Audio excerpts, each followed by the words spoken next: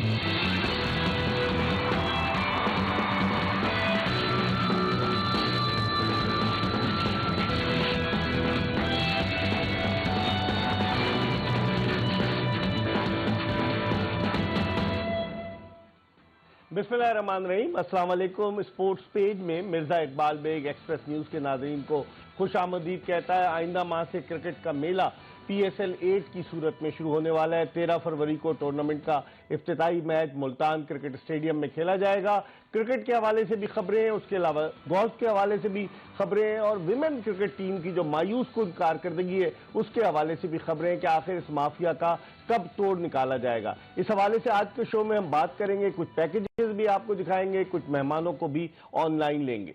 सबसे पहले हम प्रोग्राम का आगाज करते हैं आज विमेन क्रिकेट के हवाले से कि विमेन क्रिकेट में क्या हो रहा है। हम आपको बताते चलें कि अगर आप अपनी राय का इजहार करना चाहें, कराची से बाहर के व्यूअर्स कराची का कोड 021 डायल करके 35803818 पर आप हमें कॉल कर सकते हैं और अपनी राय का इजहार कर सकते हैं।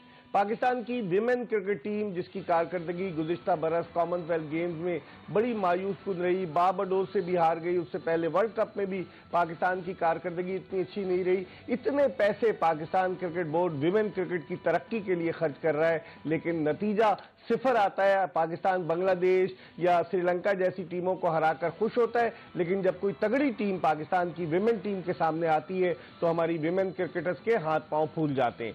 पाकिस्तानी विमेन क्रिकेट टीम इन दिनों ऑस्ट्रेलिया के दौरे पर है, जहां वो ऑस्ट्रेलिया के खिलाफ 3 वनडे और 3 T20 मैचों पर मुश्तमिल सीरीज में मद्दे मुकाबिल है। जो 3 वनडे खेले गए उसमें पाकिस्तान को बुरी तरीके से शिकस्त हुई। पहले वनडे में 8 विकेटों से, दूसरे वनडे में 10 विकेटों से और तीसरे और आखिरी वनडे मैच में 101 रन से शिकस्त हुई। पहले आपको एक पैकेज दिखाते हैं विमेन क्रिकेट के हवाले से और जब वापस आएंगे तो पाकिस्तान की विमेन क्रिकेट टीम के साबिक चीफ सेलेक्टर, पाकिस्तान के साबिक टेस्ट फास्ट बॉलर जलालुद्दीन से बात करेंगे, क्योंकि जब उन्होंने छोड़ा था तो उन्होंने कहा था कि पाकिस्तान क्रिकेट में विमेन माफिया जो है वो डोमिनेट कर रहा है। पहले आपको एक पैकेज दिखाते हैं। जी, पैकेज आपने मुलाजा किया और वक्त ज़ाया किए बगैर बात करते हैं पाकिस्तान के former test fast bowler, one day international cricket की तारीख की पहली हैट्रिक करने वाले और साथ ही साथ पाकिस्तान क्रिकेट को के हवाले से जो उन्होंने खिदमात सर अंजाम दिए हैं कि वो जो उन्होंने लेवल 4 का कोचिंग कोर्स किया, कस्टम्स की क्रिकेट टीम बनाई, बहुत सारी हैसियतों से काम किया। जलालुद्दीन हमारे साथ टेलीफोन लाइन पर मौजूद है। अस्सलाम वालेकुम जलाल भाई। थैंक यू वालेकुम अस्सलाम। अच्छा जलाल भाई, आप पहले जब रिजाइन कर गए थे तो आपने ये कहा था कि बड़े मामलात पाकिस्तान विमेन के बिगड़े हुए हैं। इतना पैसा Pakistan cricket board women cricket पर खर्च कर रहा है। 31 साल बिस्मा मारूफ कप्तान है, अस्माविया इकबाल जो इनके साथ खेला करती थी वो चीफ सेलेक्टर बन गई हैं। आप कैसे देखते हैं इतनी परफॉर्मेंस की बुनियादी वजह, खराब कारकर्दगी की बुनियादी वजह आपकी नजर में क्या हो सकती है? देखिए, खाली अगर एक वजह पूछेंगे तो जरा मुश्किल होगी बतानी। बुनियादी वजह तो जब तक आपकी टीम में एक तो जो पूल है वो बहुत छोटा, उसको कभी बढ़ाने की कोशिश की। जब हम थे तो हमने 5 अकेडमी बनाई थी, तो आपके पास ऑप्शन बढ़ जाते हैं सिलेक्शन। जैसे आपने कहा कि फला 31 खेले, जैसे 32, तो आपका ऑप्शन ही नहीं है। तो फिलहाल अभी मैंने जो देखा है, मैं तो क्रिकेट को ये वुमेन्स की तो मेरे ये सब्जेक्ट है ना, मैं इसी को फॉलो कर रहा हूँ। अभी इंग्लैंड से स्पेशलाइज ट्रेनिंग लेके आया वुमेन्स से रिलेटेड, तो उसमें आपको पूल पहले तो बढ़ाना है, तो उसके लिए एक पूरा प्रोग्राम आपको रन करना है। दूसरी जो अहम वजह है वो जो टीम कल्चर है वो बड़ा हमारा डिफरेंट है। हम चंद लड़कियों में फंसे हुए हैं और उन्हीं के ऊपर चल रहा होता है। हमारे यहाँ वो डेवलप हो ही नहीं सका जिसमें प्लेयर को कॉन्फिडेंस हो और वो कर रहे हो। वो 4 लड़कियां जो परफॉर्मर हैं वही सब कुछ कंट्रोल करती है। उसको हमने हाईलाइट भी किया और बताया भी था। तो एक तो वो एरिया सही करना है, फिर एक आपका पूल का मसला है। दूसरे, जब आप टीम की वैल्यू सेट करते हैं तो आप अकाउंटेबिलिटी कर सकते हैं प्लेयर्स की। उसके बगैर अकाउंटेबिलिटी मैंने कभी नहीं देखा कि हमने अपने टीम की वैल्यू सेट की हो। और जो लास्ट कोच जिसके साथ मैंने काम किया, मार्क पोल, उसकी तो डायरेक्शन ही गलत थी। हमारी जो स्ट्रेंथ है वो हमारी बॉलिंग है, स्पिन बॉलिंग, और वो जा रहा था पावर हिटिंग पे। तो डेफिनेटली रिजल्ट कहाँ से प्रोड्यूस होता है। तो बहुत सारे फैक्टर्स हैं और इस पर मैंने अच्छी तरह रिसर्च भी की है और मैं देखा है। तो मैं ये समझता हूँ पहले आपको 1 by 1 चीजें लेके सही करनी होंगी, एक साथ कई चीजें करनी होंगी, तब आपका वो भी 3 साल बाद रिजल्ट आने शुरू होंगे। अभी स्किल तो है, मगर स्किल की इम्प्लीमेंटेशन जैसे कि आपको दुनिया में दूसरी क्रिकेट हो रही है, अब जो टॉप टीमें खेलती हैं उसमें अभी हम बहुत पीछे हैं। लोग कहते हैं ग्रुप बंदी भी है कि लड़कियां अपनी मनपसंद लड़कियों को टीम में रखती हैं और जो उनके ग्रुप में शामिल नहीं है उसको कहती हैं देखती हूं तू कैसे खेलेगी। क्या ग्रुप बंदी है पाकिस्तान की विमेन क्रिकेट टीम में? 100% ऐसा है। मैंने खुद भी इस चीज को ऑब्जर्व किया था जब मैं चीफ सेलेक्टर था, और इसको हमने रेक्टिफाई करने की कोशिश की थी, मगर जब वो नया सिस्टम आया, जो वसीम साहब आए, वसीम खान साहब और दूसरे लोग आए, तो उन्होंने हमें तो इस मतलब हटा ही दिया एक तरह से। और उसको कंट्रोल किया जा सकता है, मतलब उसको कंट्रोल करने का ये नहीं कि आप हर किसी को डांट डपट ही करें। बहुत सी ऐसी चीजें होती है जिसको वैसे मैंने पहले आपको कहा कि वैल्यू सेट करने से ही बहुत सी चीजें सही हो जाएंगी, और relationship with the coach and player अच्छा होना चाहिए, उससे बहुत सी चीजें सॉर्टेड आउट हो जाएंगी। कोच की आपने बात की, जो आप बात कह रहा है ऐसा है, जिनके कोई सेट नहीं हो पाता, इसकी वजह आप क्या समझते हैं? देखिए, जब मार्क कोल जब आया तो उसका सिलेक्शन उस वक्त गलत था, क्योंकि उसके पास कुछ ऐसी क्रेडेंशियल थे ही नहीं जो नेशनल टीम का कोच बनता। उसकी दूसरी रेपुटेशन भी खराब थी, तो उसकी बिहेवियर ना, चलो वो आ गया, मगर आने के बाद जो उसकी डायरेक्शन थी ना वो गलत थी, और फिर वो नाराज होकर ही चला गया या निकाल दिया गया, जो भी हुआ। और फिर आप एक तक को दोबारा ले रहे हैं जो कि एक अच्छे उससे नहीं गया है, वो वापस रिलेशनशिप से नहीं गया, तो वो कभी भी आप इफेक्टिव नहीं होगा टीम के लिए। तो मैं तो यही कहूंगा कि हमारी बहुत सी चीजें जो हम सही कर सकते हैं, ऐसी बात नहीं है, मगर उसके लिए डायरेक्शन तो चाहिए ना, और जो उनको हैंडल कर रहा है उसको वो चीज पता होनी चाहिए, तो पता ही नहीं। लेकिन जलाल भाई इतने दौरे भी करा रहे हैं विमेन टीम को, इतनी इन्वेस्टमेंट हो रही है, आईसीसी भी विमेन क्रिकेट की डेवलपमेंट के लिए फंड्स दे रही है, पाकिस्तान क्रिकेट बोर्ड ने भी बोला है कि पीएसएल के दौरान जो है 3 विमेन के मैचेस भी कराए जाएंगे, और विमेन की सुपर लीग भी कराने का इरादा था रमीज राजा का पीएसएल के साथ, विमेन पीएसएल लीग, लेकिन अब वो बाद में होगी सितंबर में। तो इतना खर्चा करने का जब नतीजा क्या निकल रहा है, आप क्या समझते हैं? नतीजा सिफर, खर्चा बहुत ज्यादा। देखिए, अगर एमलेस आप खर्चे करेंगे और एमलेस आप चीजें कर रहे होंगे तो उससे नतीजे तो कोई नहीं निकलना ना।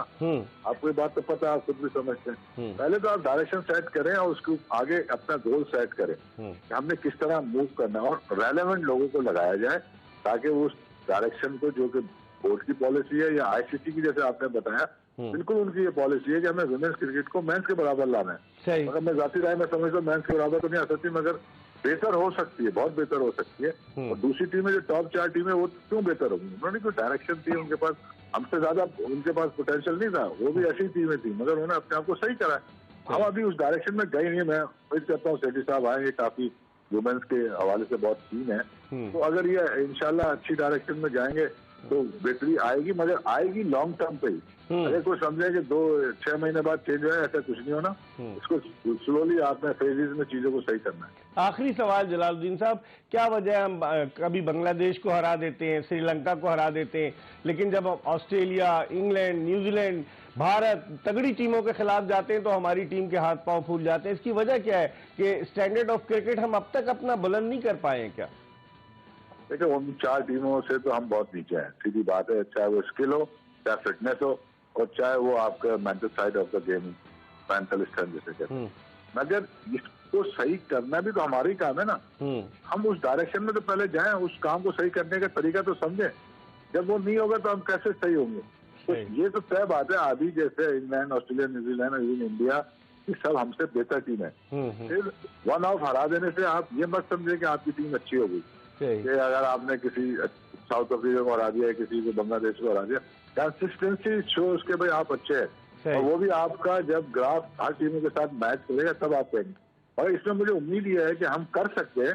ठीक, हमारी स्ट्रेंथ हमारी स्पिन बॉलिंग है, उसके साथ फील्डिंग प्लान अच्छे बनाए, हम परेशानी कर सकते हैं टॉप, और उसके साथ साथ डेवलपमेंट का भी काम हो, तो एक सर्टेन टाइम के बाद आप जाके बेहतर हो सकते हैं। क्योंकि बाकी टीमें भी इसी तरह शुरू हुई थी, मगर वो सबसे पहले से क्रिकेट खेल रही है, उन्होंने डायरेक्शन सही इस्तेमाल कर ली। ठीक, हम 97 से क्रिकेट खेल रहे हैं और कुछ नहीं हुआ। जलालुद्दीन साहब, आप अमेरिका से आए हुए, पाकिस्तान आपको जहमत देंगे, अपने शो में मजीद आपसे बात करेंगे। आपका बहुत बहुत टेलीफोन लाइन पर आप हमारे साथ मौजूद थे।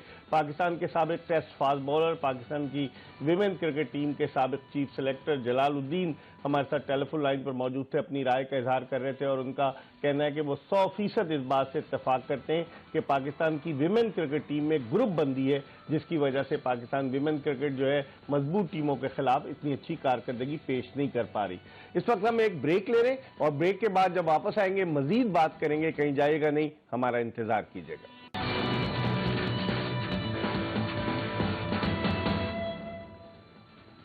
ब्रेक के बाद एक मरतबा फिर स्पोर्ट्स पेज में मिर्जा इकबाल बेग आपको खुशामदीद कहता है। हम स्पोर्ट्स के हवाले से बात करें, क्रिकेट के हवाले से तो हमने बात की, यकीनन क्रिकेट के हवाले से मजीद बात करेंगे न्यूज़ अपडेट्स के बाद, लेकिन आपको बताते चलें कि गोल्फ के हवाले से थोड़ा सा आपको अपडेट करते चलें कि गोल्फ पाकिस्तान में जिस तरीके से गोल्फ का खेल खेला जा रहा है, कई गोल्फर्स जो है वो सामने आए, बैनुल अक़वामी सतह पर तो नहीं आ सके, लेकिन बहरहाल गोल्फ का खेल लोग अपनी फिटनेस के लिए खेलते हैं। क्रिकेटर्स भी अपनी फिटनेस के लिए गोल्फ खेलते हैं, चाहे वो वसीम अकरम हो, चाहे वो मोहम्मद हफीज़ हो, बेशुमार क्रिकेटर, सलीम मलिक हो, उसके अलावा एग्जीक्यूटिव भी मुख्तलिफ कंपनीज के अपनी फिटनेस के लिए गोल्फ खेलते हैं। लेकिन पाकिस्तान में गोल्फ के खेल को आगे की तरफ ले जाने का जो तमाम तर सेहरा है वो पाकिस्तान नेवी के सर जाता है, क्योंकि 1995 से chief of naval staff golf championship मुनक्किद हो रही है। उसके अलावा एशियन टूर गोल्फ के मुकाबले भी कराची में मुनक्किद हुए। तो नेवी का रोल जो है वो गोल्फ के हवाले से, दीगर खेलों के हवाले से तो है ही, फखर जमान नेवी में सेलर थे, पाकिस्तान की नुमाइंदगी अब करते हुए कहां से कहां चले गए, तो नेवी का रोल तो है। गुज़िश्ता दिनों कराची में chief of naval staff golf championship मुनक्किद हुई। इस चैंपियनशिप के हवाले से आपको एक पैकेज दिखाते हैं। 26वीं chief of naval staff golf championship गुज़िश्ता दिनों कराची गोल्फ क्लब के गोल्फ कोर्स पर मुनक्किद हुई। इस चैंपियनशिप में मुल्क भर से तकरीबन 600 से जायद गोल्फर्स ने हिस्सा लिया और इनमें मुख्तलिफ कैटेगरीज के मुकाबले शामिल थे। खास तौर पर प्रोफेशनल और एमेचर गोल्फर्स के दरमियान दिलचस्प मुकाबले देखने को मिले। प्रोफेशनल और एमेचर गोल्फर्स के लिए 72 होल्स के मुकाबले रखे गए थे। मोहम्मद शब्बीर इकबाल ने चैंपियनशिप जीतने का एजाज हासिल किया। CNS गोल्फ चैंपियनशिप 1995 से मुनक्किद हो रही है और ये पाकिस्तान के गोल्फ कैलेंडर का एक मुस्तकिल हिस्सा बन चुकी है। पाकिस्तान नेवी पाकिस्तान में गोल्फ के फरोग के लिए बड़ा अहम किरदार अदा कर रहा है। न सिर्फ गोल्फ बल्कि दीगर खेलों के हवाले से भी पाकिस्तान नेवी का किरदार काबिल सताइश है। इस चैंपियनशिप में लेडीज, इसके अलावा जूनियर, सीनियर और दीगर मुकाबले शामिल थे। Chief of naval staff golf championship की तकरीब तकसीम इनामात के मेहमान खुसूसी chief of naval staff admiral Mohammad Amjad Khan Niazi थे, जिन्होंने फाते खिलाड़ियों में इनामात तकसीम किए। इस चैंपियनशिप के इनेकाद से न सिर्फ मुल्क में गोल्फ के खेल को फरोग हासिल होगा, बल्कि साथ ही साथ नौजवान गोल्फर्स भी उभर कर सामने आएंगे। यकीनन पाकिस्तान नेवी की ये कोशिश काबिल सताइश है। जी, गोल्फ के हवाले से पैकेज आपने देखा। एक ब्रेक ले रहे हैं और जब ब्रेक के बाद वापस आएंगे तो क्रिकेट के हवाले से बात करेंगे। Stay tune to Express news.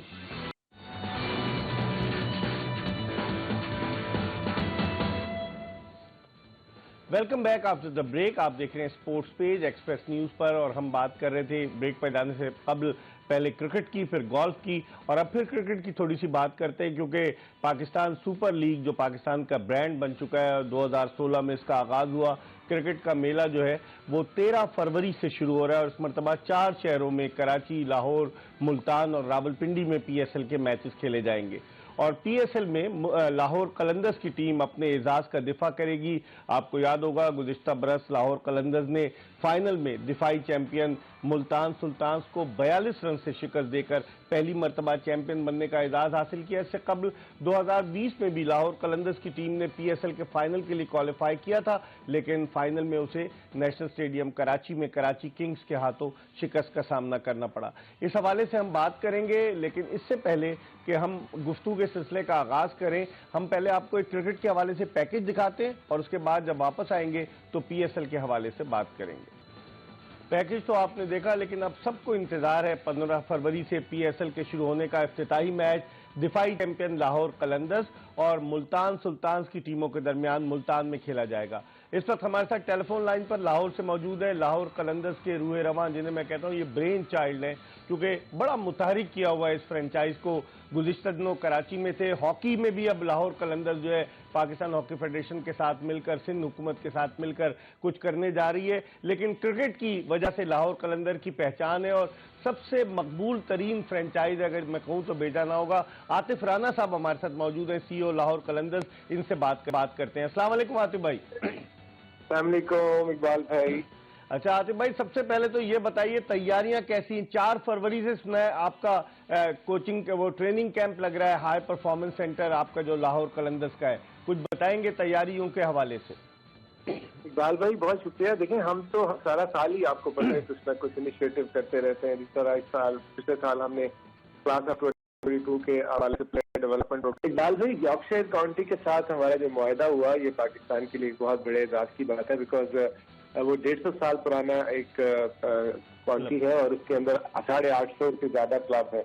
और वो ये 6 साल पुराने लाहौर कलंदर से ये सीखने आए थे कि हम कैसे जो है वो प्लेयर डेवलपमेंट प्रोग्राम करते हैं। जैसे मैंने आपको पहले बताया कि वो उन्होंने कहा कि आप इतने बच्चों के तो ट्रायल हो ही नहीं सकते और इतनी तादाद में बच्चे कैसे आ सकते हैं। तो फिर हमने 2 दिन में हमने कॉल दी और फिर आप देखें कि लड़काना से, बदीन से, मतलब पाकिस्तान के कोने कोने से बच्चे जो है वो आए और न सिर्फ उन्होंने अपनी सलाहियतों का इजहार किया बल्कि डायरन भी बहुत ज्यादा इम्प्रेस हुए पाकिस्तान में टैलेंट देख के।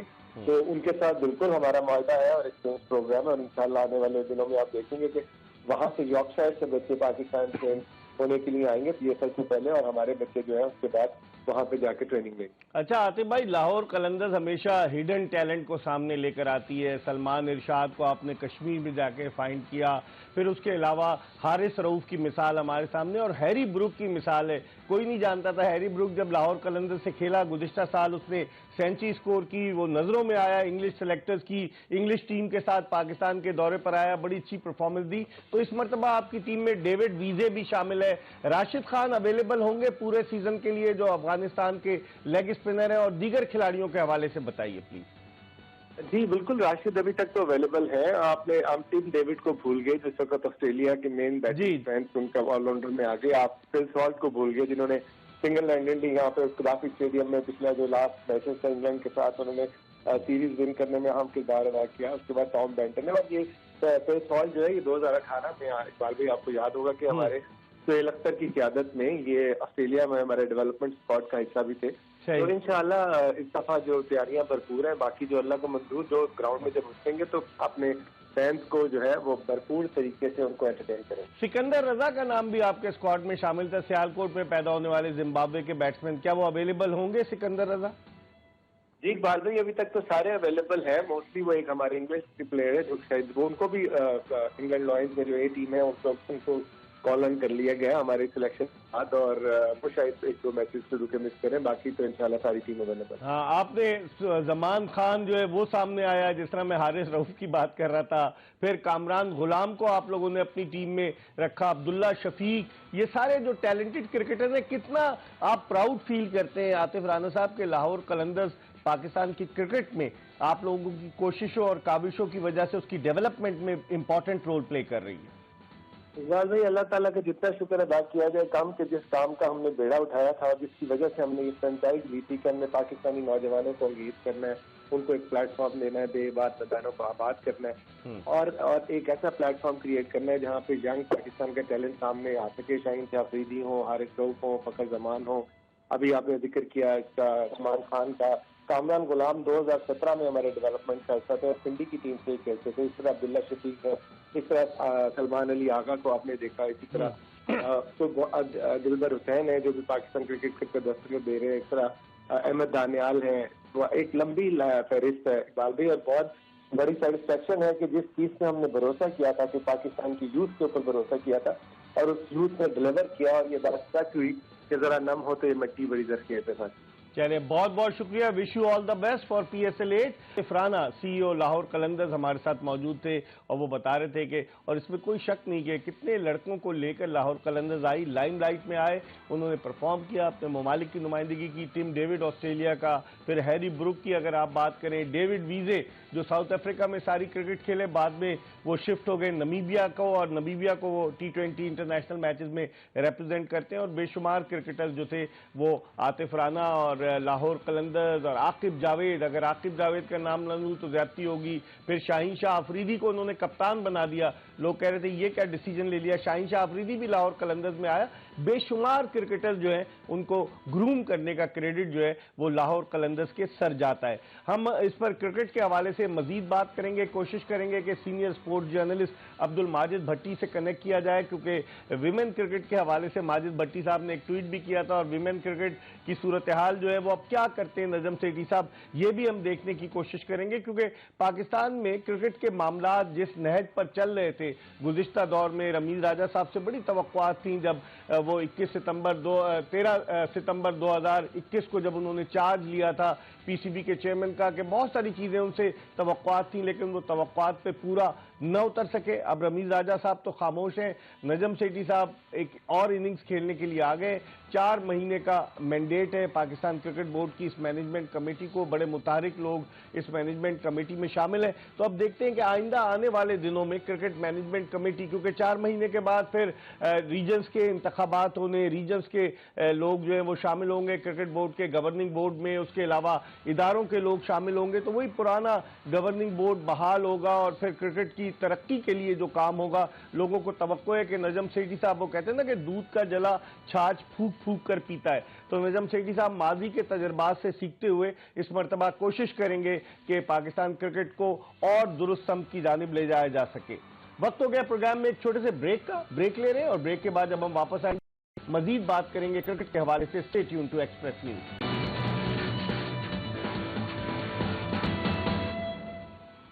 Welcome back after the break. आप देख रहे हैं स्पोर्ट्स पेज और ब्रेक पर जाने से कबल हमने बात की लाहौर कलंदर्स के चीफ एग्जीक्यूटिव आतिफ नईम राना से कि जो क्रिकेट के हवाले से अपनी टीम की तैयारियों के हवाले से और जो टैलेंट पाकिस्तान में आ रहा है उसको संवारने, उसको निखारने के हवाले से हमसे बात कर रहे थे।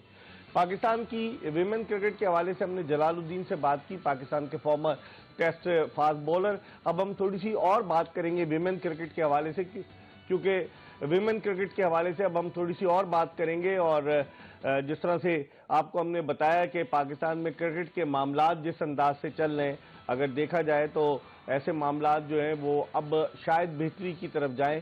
अभी तक पाकिस्तान क्रिकेट में अगर देखा जाए तो विमेन क्रिकेट के हवाले से बहुत सारे लोगों ने इतराज़ात किए हैं। तो इस वक्त हमारे साथ senior sports journalist Abdul Majid Bhatti मौजूद है। अब्दुल माजिद भट्टी चौथाई सदी से ज्यादा अरसे से 30-32 साल से तो मैं देख रहा हूँ स्पोर्ट्स जर्नलिज्म से वाबस्ता है। इनसे बात करते हैं। अस्सलाम वालेकुम माजिद भट्टी साहब। जी वालेकुम अस्सलाम इकबाल भाई साहब। भट्टी साहब ये बताइए, आपने भी ट्वीट किया, ये विमेन क्रिकेट किस समत में जा रही है? ऑस्ट्रेलिया के खिलाफ पहला मैच 8 विकेटों से, दूसरा 10 विकेटों से, तीसरा 101 रन से हारी विमेन टीम। और मैंने जलाल को लिया तो जलालुद्दीन कह रहे थे कि इसमें 100% ये बात दुरुस्त है कि ग्रुप बंदी है विमेन क्रिकेट में, जिसकी वजह से एक ग्रुप जो है वो अपने अपने मंजूर नजर लड़कियों को सेलेक्ट करवाता है, जिसकी वजह से पाकिस्तान विमेन क्रिकेट जो है बजाय ऊपर जाने के नीचे की तरफ जा रही है। बिल्कुल देखें, बल्कि जलालुद्दीन ने एक किस्सा हमें कुछ अर्सा पहले सुनाया था, पता नहीं आज उसका जिक्र हुआ या नहीं हुआ। उन्होंने कहा कि मैंने जब एक लड़की को चीफ सेलेक्टर की हैसियत से सिलेक्ट करने की कोशिश की तो बिस्वा मारूफ ने कहा कि आप सिलेक्ट तो कर लें लेकिन मैं उसको खिलाऊंगी नहीं। तो जलालुद्दीन ने कहा कि मैंने उसको सिलेक्ट कर लिया, फिर वो लड़की पाकिस्तान टीम में खेली नहीं। ये तो देखें, ये तो बिल्कुल डेफिनेट चीज है कि ग्रुप बंदी तो है, लेकिन मीडिया की अटेंशन मेंस क्रिकेट पे जितनी है शायद वुमेन्स क्रिकेट पे इतनी नहीं है, इसलिए बहुत सारी चीजें जो है वो सब छुपी हुई है। लेकिन मेरे ख्याल में अब तो काफी हो गया कि तवातुर के साथ टीम मैचेस हार रही है। फॉरेन कोचेज ने भी देख लिया, लोकल कोचेज ने भी इस टीम को कोच कर लिया, लेकिन इसमें बेहतरी नहीं नजर आ रही। या तो फिर पूल ऑफ प्लेयर्स, पीसीबी को देखें, पीसीबी इनको पैसे भी बहुत दे रहा है, इनको टूर्स भी दे रहा है, इसके लिए हर किस्म की सहूलत फराहम कर रहा है, लेकिन बेहतरी नजर नहीं आ रही। लिहाजा जब कहते हैं ना कि कोई ऐसी बीमारी हो जाए और जिस्म का कोई हिस्सा जो है वो उसको काटना पड़ जाए तो डॉक्टर कहते हैं कि उसको काट दें ताकि जान बच जाए मरीज की। तो मेरे ख्याल में अब वो सिचुएशन आ गई है कि इसमें मैसिव ऑपरेशन की जरूरत है और जो इसके कल्प्रेट्स हैं, चाहे वो प्लेयर्स हैं, चाहे ऑफिशियल्स हैं, चाहे बोर्ड के अफसरान हैं, उनको फिर रुखसत करना पड़ेगा। सीटी साहब को जब वो 3 मैचेस पीएसएल के साथ विमेंस क्रिकेट के करवा रहे हैं तो यहाँ भी देखने की बहुत सख्त जरूरत है कि नेशनल टीम का हाल बहुत बुरा है। अच्छा, एक और चीज अब्दुल माजिद भट्टी साहब के, सना तारिक एक फास्ट बॉलर थी, चूंकि वो इनके ग्रुप में एडजस्ट नहीं हो पाई तो उसको बिल्कुल ही निकाल बाहर फेंका गया, उसको टीम में नहीं रखा गया। और भी कई लड़कियां हैं, जैसे शुरू में कायनात इम्तियाज इनके ग्रुप में शामिल नहीं थी, वो बाहर रही, फिर जब वो इनको ज्वाइन कर लिया तो वो वापस आ गई। अब आप देखें कॉमनवेल्थ गेम में गुज़िश्ता बरस बारबाडोस की टीम ने हमें हरा दिया, वेस्ट इंडीज की एक मुल्क की एक जजीरे की टीम ने, फिर उसके अलावा हमारी परफॉर्मेंस वर्ल्ड कप में। तो आप समझते हैं, उम्मीद है कि नजम सेठी साहब इस हवाले से कोई नोटिस लेंगे विमेन क्रिकेट को बेहतरी की तरफ गामजन करने के लिए? मेरा हाल लेना चाहिए, लेकिन शायद उनकी तरजीहात में फौरी तौर पर तो विमेंस क्रिकेट ना हो, क्योंकि मेंस क्रिकेट का भी हाल इस वक्त कोई बहुत ज्यादा अच्छा नहीं है। जिस टीम से हमने होम ग्राउंड पर वनडे सीरीज हार ली, उसका आप देखें कि इंडिया ने क्या हासिल किया कि 108 रन से कल वो रायपुर में टीम आउट हो गई। तो हमारी मेंस क्रिकेट पे भी सवाल उठते हैं। तो सेठी साहब के लिए मेरे ख्याल में अभी इसके इम्तहान और भी है, लिहाजा मेरे ख्याल में अभी इस तरफ वो तवज्जो ना दे सके, लेकिन बहरहाल ये भी एक इम्पोर्टेंट चीज है, इस पर तवज्जो देने की सीरियस जरूरत है। अच्छा, आपने बात की भारत न्यूजीलैंड की सीरीज के हवाले से, तो अब्दुल माजिद भट्टी साहब, न्यूजीलैंड को भारत ने हरा दिया, अब न्यूजीलैंड नंबर 1 रैंकिंग टीम नहीं रही आईसीसी की ओडीआई रैंकिंग की। आप क्या समझते हैं कि इस मरतबा जो अगले इसी साल बल्कि वर्ल्ड कप हो रहा है, भारतीय टीम मुखालिफ टीमों के लिए अपने होम ग्राउंड पर बड़ा खतरा साबित हो सकती है? बिल्कुल, देखिए मुझे वो 2011 वाली सिचुएशन नजर आ रही है कि उस वक्त आप देखेंगे, मुझे याद है मुंबई में जब फाइनल हो रहा था श्रीलंका के खिलाफ 3 या 4 इंडिया के प्लेयर ऊपर नीचे आउट हो गए, टारगेट को चेज कर रहे थे श्रीलंका के खिलाफ। तो इंडिया ने कहना शुरू कर दिया कि ये टीम जो है ये आज फाइनल हार जाएगी और श्रीलंका वर्ल्ड चैंपियन बन जाएगा। लेकिन वहां से सहवाग वो युवराज ने पूरा मैच पलट किया। तो मुझे लग रहा है कि इंडिया की टीम जितनी तेजी से बेहतरी की तरफ जा रही है, तो अगर फाइनल नहीं भी जीतेंगे तो हरेक टीमों को टफ टाइम जरूर देंगे। ठीक है अब्दुल माजिद भट्टी साहब, बहुत बहुत शुक्रिया, आपने हमें वक्त दिया, हालांकि आप मसरूफ थे। सीनियर जर्नलिस्ट अब्दुल माजिद भट्टी हमसे बात कर रहे थे क्रिकेट के हवाले से, विमेन क्रिकेट के हवाले से, और उनका कहना था कि नजम सेठी साहब की तरजीहात में अभी मेंस क्रिकेट शामिल है, लेकिन यकीनन उनकी तवज्जो विमेन क्रिकेट की जानिब भी जल्दी होगी। इसके साथ ही आज की ये एपिसोड अपने इख्तिताम को पहुंची। इंशाअल्लाह अगर जिंदगी ने वफा की तो अगले शो में फिर आपकी खिदमत में हाजिर होंगे। मिर्जा इकबाल बेग और एक्सप्रेस न्यूज की पूरी प्रोडक्शन टीम को इजाजत दीजिए। अल्लाह हाफिज।